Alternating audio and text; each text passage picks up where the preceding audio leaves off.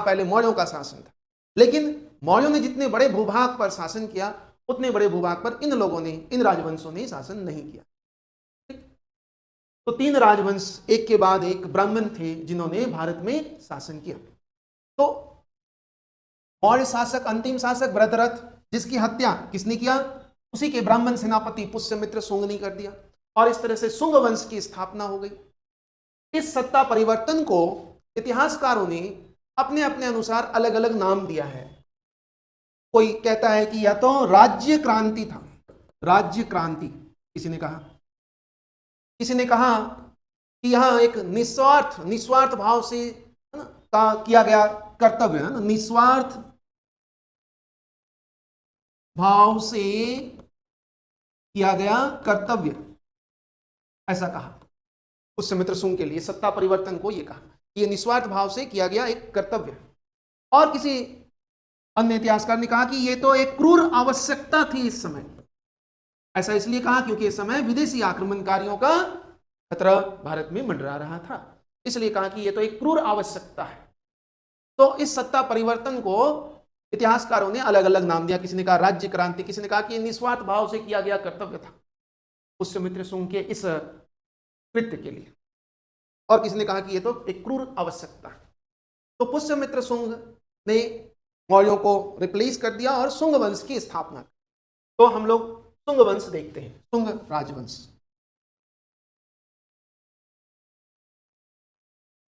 Shunga dynasty, Shunga dynasty, Shunga dynasty, Shunga वंश। इसके संस्थापक कौन हुए? तो पुष्यमित्र शुंग, पुष्यमित्र शुंग, इसी ने शुंग वंश की स्थापना। तब हुआ यह घटना 185 BC, 185 ईसा पूर्व में ये इस तरह से सत्ता परिवर्तन, मतलब मौर्यों को कब रिप्लेस कर दिया, भरतरथ को कब मार दिया? 185। और लगभग 36 साल तक, पुराणों में हमें ऐसे, पुराण जो ब्राह्मण साहित्य है उससे हमें पता चलता है कि 36 वर्ष तक, अर्थात 148 ईसा पूर्व तक इसने शासन किया। तो पुष्यमित्र शुंग पहला ब्राह्मण शासक, पुष्यमित्र शुंग भारत का पहला ब्राह्मण। तो पुष्यमित्र शुंग ने जिस तरह से यह कार्य किया, इसके बारे में हमें जानकारी कहां से मिलती है कि इसने भरतरथ की हत्या कर शासक बना? इसके बारे में हमें जानकारी, ये जो सत्ता परिवर्तन हुआ जिस तरह से पुष्यमित्र शुंग ने, वो एक तो हर्षचरित से हमें ये सत्ता परिवर्तन के बारे में, अर्थात भरतरथ की हत्या पुष्यमित्र शुंग के द्वारा और पुष्यमित्र शुंग ने कौन को कैप्चर किया, ये जानकारी हमें कहां से मिलती है? हर्षचरित। हर्षचरित का लेखक कौन है हमें जो पता है? बाण भट्ट। बाण भट्ट कब का है? 7वीं सदी का है। हर्षवर्धन के दरबारी कवि है, बहुत बड़े विख्यात कवि।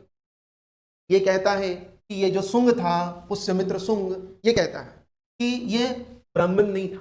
ये कहता है कि यह तो अनार्य था, अनार्य।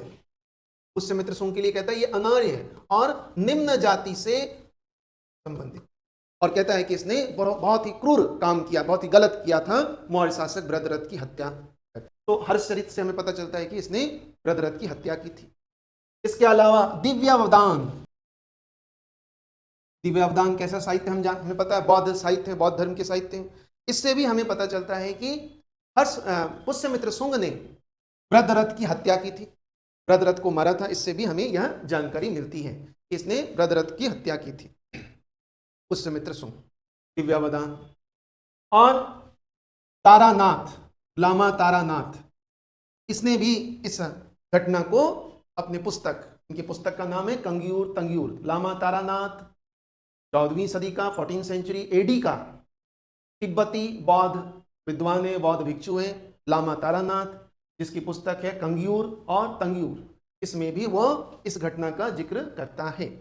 तो इस तरह से हमें विभिन्न स्रोतों से यह पता चलता है कि पुष्यमित्र शुंग ने भरतरथ की हत्या।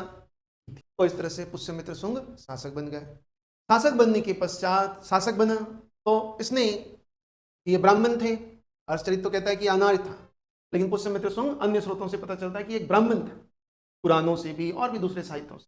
दिव्यावदान तो कहता है कि पुष्यमित्र शुंग ये मौर्य ही था, मौर्यों के ही वंशज थे, ऐसा कहता है दिव्यावदान। गलती से कहता है, ऐसा नहीं होगा, ये ब्राह्मण सेनापति था। तो पुष्यमित्र शुंग ने शुंग वंश की स्थापना की। और इस तरह से इसने ब्राह्मण धर्म की स्थापना कर दिया। ब्राह्मण धर्म, वैदिक धर्म को पुनर्स्थापित किया और ब्राह्मण धर्म को भी रीएस्टैब्लिश किया, पुनर्स्थापना कर। तो अब ब्राह्मण धर्म को यह ज्यादा महत्व देगा। जैसे कि मौर्यों ने बौद्ध धर्म को अपनाया था तो बौद्ध धर्म को ज्यादा महत्व दिया था, उसी तरह से पुष्यमित्र सुंगों ने, सुंग ब्राह्मण थे तो उन्होंने ब्राह्मण धर्म को ज्यादा महत्व दिया है। इसी काल में देखेंगे फिर से वो वैदिक जो रीति रिवाज था, ब्राह्मणीय व्यवस्था, उसको पुष्यमित्र शुंग ने स्थापित किया। तो पुष्यमित्र शुंग शासक बन गए। पुष्यमित्र शुंग के समय में देखिए तो कई चुनौतियां थी।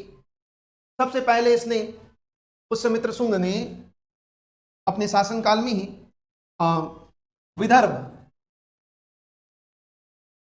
को जीत लिया। विदर्भ एक स्वतंत्र प्रदेश बन चुका था, इस समय मौर्यों से अलग हो चुका था। यज्ञसेन इस समय यहाँ के राज्यपाल थे, शासक थे, यज्ञसेन, जो स्वतंत्र हो गया था। तो पुष्यमित्र शुंग ने अपने पुत्र अग्निमित्र को भेजा और अग्निमित्र ने इसको परास्त कर दिया और इस तरह से विदर्भ को भी अपने साम्राज्य में शामिल कर लिया। अग्निमित्र इस समय विदिशा का राज्यपाल था, विदिशा से शासन कर रहा था। शुंगों की राजधानी तो वही जहां मौर्यों की थी, पाटलिपुत्र। इन्होंने विदिशा को भी एक प्रशासनिक केंद्र बनाया था, तो विदिशा से भी शासन कर रहे थे। तो अग्निमित्र ने विदर्भ को परास्त किया और विदिशा के अंतर्गत सम्मिलित कर लिया। फिर कहते हैं कि खारवेल, इसी समय एक प्रसिद्ध चेदी राजा था खारवेल, जो कलिंग क्षेत्र का शासक था, उसने भी मगध क्षेत्र पर आक्रमण किया था और पुष्यमित्र शुंग ने इसके आक्रमण को भी विफल कर दिया था। इस तरह से पुष्यमित्र शुंग को एक और राजनीतिक सफलता, और सबसे बड़ी सफलता थी यवन आक्रमण। कहते हैं कि इसी समय या तो वृद्धरथ के शासनकाल के समय या पुष्यमित्र शुंग के शासनकाल के समय यवन आक्रमणकारी भारत के अंदर घुस चुके और इस समय यवन आक्रमणकारी जो थे वो थे डेमेट्रियस। यवन आक्रमणकारी, पहला यूनानी आक्रमणकारी यही था, डेमेट्रियस। इसने आक्रमण किया, इसने भारत के कई क्षेत्र पर अपना वर्चस्व भी स्थापित कर लिया। महाभाष्य, जिसके लेखक हैं प्रसिद्ध व्याकरणाचार्य पतंजलि, ये भी एक पुरोहित थे पतंजलि, और प्रसिद्ध व्याकरणाचार्य थे जो पुष्यमित्र शुंग के पुरोहित के रूप में कार्य किया था। महाभाष्य, पाणिनि, जो सबसे पहले संस्कृत व्याकरणाचार्य हैं 5th सेंचुरी BC के, पाणिनि की पुस्तक अष्टाध्यायी पर एक टीका महाभाष्य, मतलब ये भी एक संस्कृत व्याकरण ग्रंथ है। जैसे पाणिनि का अष्टाध्यायी संस्कृत व्याकरण ग्रंथ है, उसी तरह से पतंजलि ने भी उसी पुस्तक पर एक टीका लिखा है जिसका नाम है महाभाष्य। लेकिन है तो ये व्याकरण ग्रंथ, लेकिन इससे हमें उस समय के बारे में, अर्थात शुंग राजवंश के बारे में, शुंग काल के बारे में काफी जानकारी मिलती है। तो महाभाष्य कहता है कि डेमेट्रियस ने भारत के कई क्षेत्र पर अधिकार कर लिया था। जैसे ये कहता है साकेत, आज का अयोध्या, माध्यमिका, आज का चित्तौड़ क्षेत्र, चित्तौड़गढ़, राजस्थान का चित्तौड़ क्षेत्र पर अधिकार कर लिया था। किसने? यवन आक्रमणकारी डेमेट्रियस ने। कौन कहता है? महाभाष्य पतंजलि के कहता है साकेत और माध्यमिका, इन दोनों पर यवनों ने वर्चस्व स्थापित। तो इस समय पुष्यमित्र शुंग ने अपने पौत्र की मदद से, पौत्र वसुमित्र की मदद से इनको परास्त किया था। अब माध्यमिका, ये चित्तौड़, आज का चित्तौड़ है, चित्तौड़ प्रांत का ही प्राचीन नाम था माध्यमिका, फिर नागरी हुआ और फिर अंत में चित्तौड़। तो सबसे पहले चित्तौड़ का नाम माध्यमिका के रूप में हमें किसमें मिलता है? महाभाष्य में। माध्यमिका, यवन आक्रमण के बारे में हमें जानकारी मिलती है। डेमेट्रियस ने आक्रमण किया। इसी का सेनापति था मीनांडर, जिसने बाद में उत्तर पश्चिम क्षेत्र पर अपना शासन स्थापित किया। यवन आक्रमण हुआ था ऐसा हमें जानकारी मिलती है विभिन्न स्रोतों से, जैसे महाभाष्य से भी मिलता है। इसके अलावा गार्गी संहिता इससे भी हमें यवन आक्रमण के बारे में जानकारी मिलती है। इसके अलावा मालविका अग्निमित्र, मालविका अग्निमित्रम, इससे भी हमें यवन आक्रमण के बारे में जानकारी मिलती है। मालविका अग्निमित्रम यह कालिदास की पुस्तक, कालिदास गुप्त काल का बहुत बड़े साहित्यकार हैं। कालिदास ने कई नाटक, खंडकाव्य, महाकाव्य की रचना की है। उनमें पहला जो रचना है कालिदास का सबसे पहला पुस्तक वो है मालविका अग्निमित्रम, संस्कृत में नाटक ग्रंथ है। मालविका अग्निमित्रम मुख्य रूप से देखा जाए तो एक प्रेम ग्रंथ है जो तुंगवंश के राजकुमार अग्निमित्र और मालवा की राजकुमारी, मालवा प्रदेश की राजकुमारी मालविका के मध्य प्रेम संबंध, प्रेम कहानी। इसमें भी यवन आक्रमण के बारे में, यूनानी आक्रमण, ग्रीक इन्वेजन के बारे में हमें जानकारी मिलती है। तो तीन स्रोत है, महाभाष्य, गार्गी संहिता और मालविका अग्निमित्र, जिससे हमें पता चलता है कि शुंगों के समय में यवन आक्रमण हुआ था। तो इस तरह से यवन आक्रमण, और इस आक्रमण को पुष्यमित्र शुंग के शासनकाल में तो विफल कर दिया, क्योंकि शुंग, पुष्यमित्र शुंग एक बहुत बड़े क्षेत्र पर शासन करते रहे। इसका मतलब यह हुआ कि शुंग, यवन भारत के अंदर नहीं आ पाए। लेकिन वही हमें जानकारी मिलती कि मिनांडर जो उत्तर पश्चिम क्षेत्र में तक्षशिला में शासन कर रहा है, तो मतलब यवन उत्तर पश्चिम क्षेत्र में स्थापित हो गया था। मिनांडर डेमेट्रियस का ही सेनापति था। यवन आक्रमण को भी शुंगों ने विफल कर दिया। और यह आक्रमण को विफल किसने किया था? तो पुष्यमित्र शुंग के ही पौत्र थे, पौत्र वसुमित्र ने यवन आक्रमण को विफल किया था।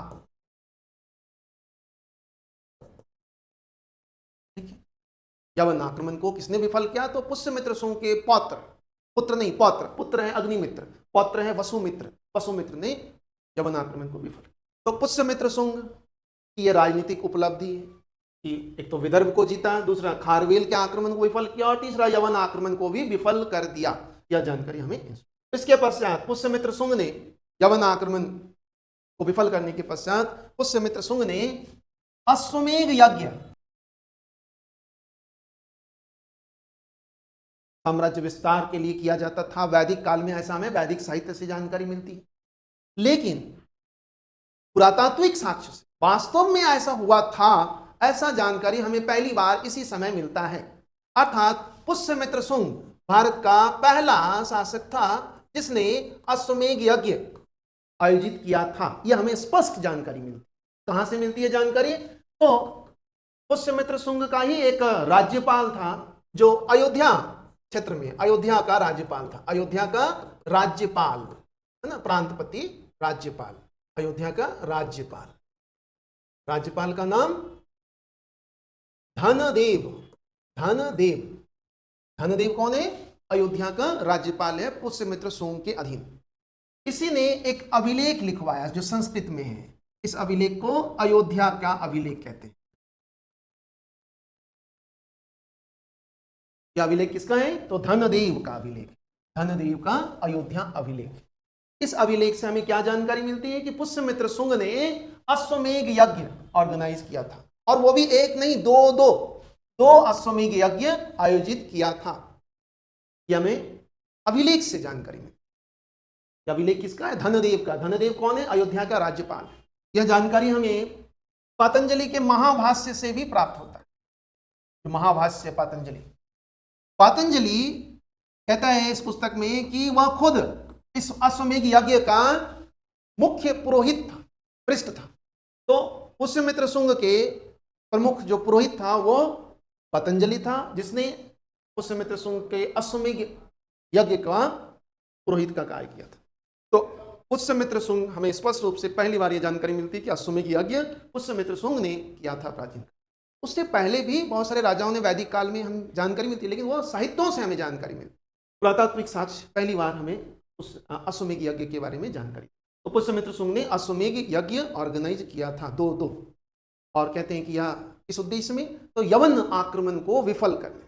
कहते हैं कि इस समय के जो बौद्ध साहित्य हैं उससे हमें यह पता चलता है, मुख्य रूप से दिव्यावदान, लामा तारानाथ, हर्षचरित, इससे हमें यह पता चलता है कि पुष्यमित्र शुंग के सैनिक जो सेना थी उसने यवनों को सियालकोट तक है ना, साकल, साकल क्षेत्र तक, साकल आज का यह सियालकोट पाकिस्तान में, कहते हैं कि साकल तक क्षेत्र इनके सैनिक ने अभियान किया था यवनों के खिलाफ, और यवनों को यहां तक साकल तक के क्षेत्र पर, है ना, उनके आक्रमण, उनको रोका था।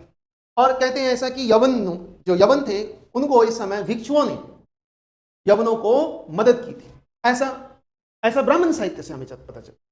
और बौद्ध साहित्य में कहता है कि इस अभियान में मिनांडर ने साकल क्षेत्र के भिक्षुओं पर काफी अत्याचार किया था।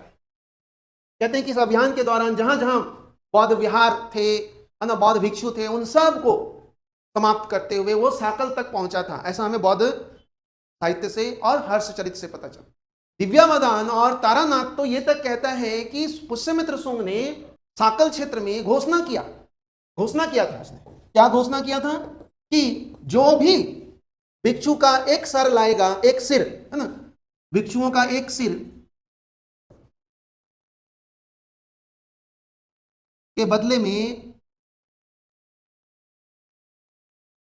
100 दिनार दिया जाएगा इनाम में।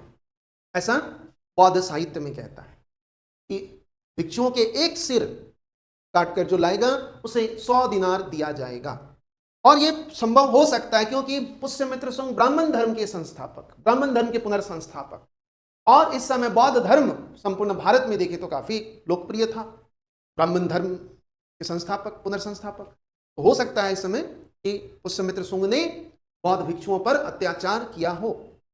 दिव्यावदान कहता है कि पुष्यमित्र शुंग ने 84,000 स्तूप, जो कि वैनसान कहता है कि अशोका ने बनवाया था, उन 84,000 स्तूपों को भी पुष्यमित्र शुंग ने नष्ट कर दिया।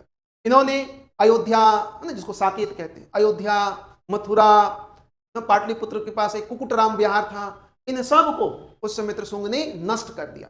अयोध्या में भी बौद्ध स्तूप वगैरह था वहां, जिसको पुष्यमित्र शुंग ने समाप्त कर दिया। ऐसा कौन कह रहा है? दिव्यावदान और अन्य बौद्ध साहित्य। अभी हाल में जब अयोध्या में राम मंदिर का निर्माण शुरू हुआ तो वहां खुदाई हो रही थी, तो खुदाई में ऐसा कहते हैं, जो ASI वाले थे, आर्कियोलॉजिकल सर्वे वाले थे, उनको काफी सारे ऐसे वस्तुएं मिली है, ऐसे खंडहर मिला है जो संभवतः बौद्ध स्थापत्य, बौद्ध कला के रहे होंगे, ऐसा जानकारी मिलती है, जिसको मीडिया वालों ने तो दबा दिया, लेकिन ऐसा साक्ष्य मिले हैं कि वहां प्राचीन काल में अयोध्या में काफी सारे बौद्ध वस्तुएं खुदाई में मिली है, जो बौद्ध बताता है ऐसा कि वहां पहले बौद्ध इमारत, बौद्ध स्तूप वगैरह रही होगी, बौद्ध मूर्तियां।